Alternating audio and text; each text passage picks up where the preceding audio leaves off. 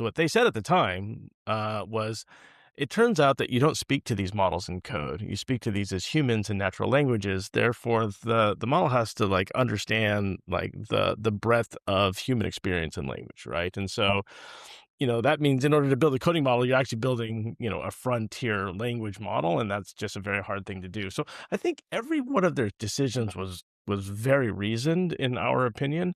Um, they were also very product focused, which you actually don't see a lot in AI. So they really believe that you can build a product. The product, if it's really good, will be adopted. Which, by the way, is very similar to how Elon thinks. Hmm. Um, and that dictated a lot of their decisions. Like, if you really believe in the product, you would never do a plugin, because then you're part of somebody else's product. And so there was, I would say, and Matt, let me know if you would agree, tremendous clarity on exactly what type of companies the type of company they were, and the decisions that they said or were all fell from that consistently.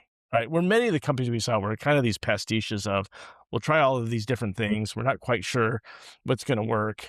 So there's plugins and their services and their whatever. Well, this was a product company going after what they considered to be a product problem. Yeah, no, I think that's exactly right. And I think they had the ambition and the courage to kind of do the maximal form of what the Yeah. product would look like, right? Like, I think, as founders, we all want to be ambitious, right? And we want to like push like to the maximum point, the Pareto frontier, but like you have to kind of know what the curve is. And they just kind of knew what the curve was, right? And didn't get distracted by the sort of non-product things.